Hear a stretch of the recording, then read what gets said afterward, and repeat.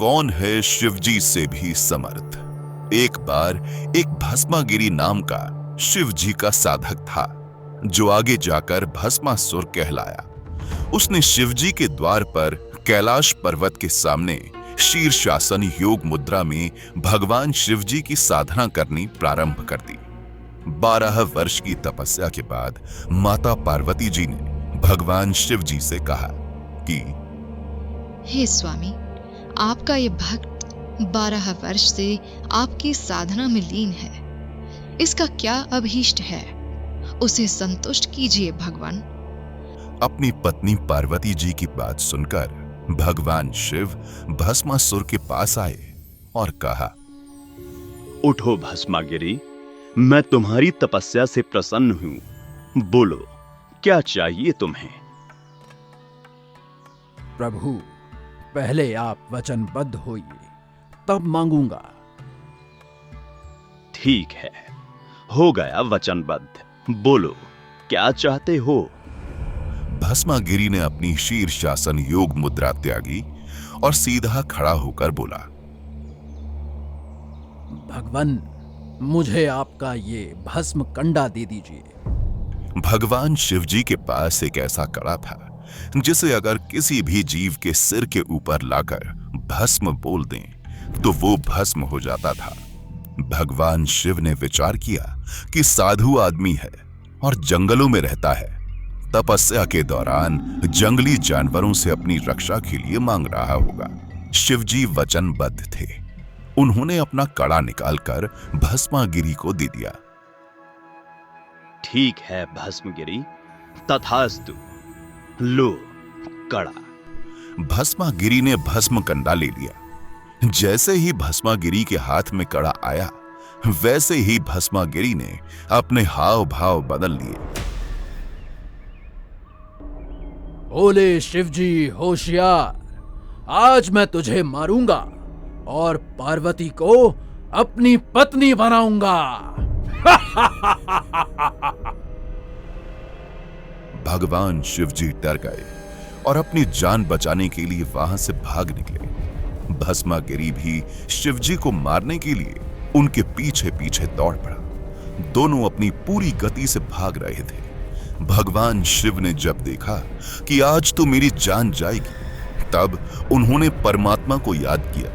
तब पूर्ण परमेश्वर, सर्व सृष्टि रचनहार कबीर साहिब जी भगवान शिव जी की जान बचाने के लिए आए। कबीर साहिब जी ने माता पार्वती का रूप बनाया और भस्मागिरी के सामने खड़े हो गए और भस्मागिरी को अपनी ओर बुलाया। भस्मागिरी ने सोचा, चलो पहले पार्वती से मिल लेता हूं, शिव तो वैसे भी यहां नहीं आने वाला। कहां भागे जा रहे हो ऋषि जी? रुक जाओ, दो बात कर लो। मेरे लिए तो आपने इतनी तपस्या की है, आप मुझे कुछ नृत्य करके दिखाओ ताकि मैं आपसे प्रसन्न हो जाऊं। नृत्य? अरे, मैं तो तपस्वी आदमी हूं, मुझे नृत्य नहीं आता। मैंने कभी भी नृत्य नहीं किया। कोई बात नहीं ऋषि जी, मैं आपको सिखाती हूँ नृत्य कैसे किया जाता है। पार्वती रूप में परमात्मा कबीर साहिब नृत्य सिखाने का नाटक करने लगे। नृत्य सिखाने के दौरान जैसे ही भस्मागिरी का भस्म कंडे वाला हाथ उसके खुद के सिर के ऊपर आया, तभी पार्वती रूप में परमेश्वर ने कहा, भस्म। इतना कहते ही भस्मागिरी वहीं भस्म हो गया और कड़ा तथा राख शेष बची। पार्वती रूप में कबीर परमात्मा ने कड़ा उठाया और विष्णु भगवान का रूप बना लिया। विष्णु भगवान रूप में कबीर परमात्मा कड़ा लेकर शिवजी के आगे कुछ दूरी पर खड़े हो गए। भगवान शिवजी भागे जा रहे थे। विष्णु रूप में कबीर परमात्मा ने पूछा, क्या हुआ भोलेनाथ, कहां भागे जा रहे हो? कोई विपत्ति आ गई क्या? भाग लो विष्णु, भाग लो। एक दुष्ट साधक ने मुझसे मेरा भस्म कड़ा धोखे से ले लिया है और अब मुझे मारने के लिए मेरे पीछे पड़ा है। भोलेनाथ, ये लो तुम्हारा कड़ा। अरे नहीं नहीं, ये वो कड़ा नहीं हो सकता। ये वही कड़ा है। भस्मासुर अब नहीं रहा। ऐसा कैसे हो सकता है? ऐसा क्या किया आपने? मैंने पार्वती रूप बनाकर उससे गंडहथ नृत्य करवाया और जैसे ही उसका खुद का हाथ उसके सिर के ऊपर आया तभी उसको भस्म कर दिया और ये भस्म कंडा प्राप्त किया। अगर मेरी बात पर विश्वास नहीं हो रहा तो चलो मेरे साथ, उसकी राख दिखा देता हूं आपको।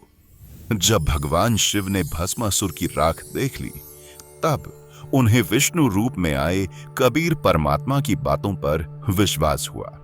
राख देखने के बाद मृत्युंजय, अविनाशी, सर्वेश्वर तथा अंतर्यामी कहलाने वाले भगवान शिव की धड़कनें धीमी हुई, जिससे सिद्ध होता है कि वे अविनाशी नहीं है। वास्तव में समर्थ अविनाशी परमात्मा कबीर साहिब हैं, जो अनेकों रूप धारण करके सभी जीवों का पालन पोषण और रक्षा स्वयं ही करते हैं।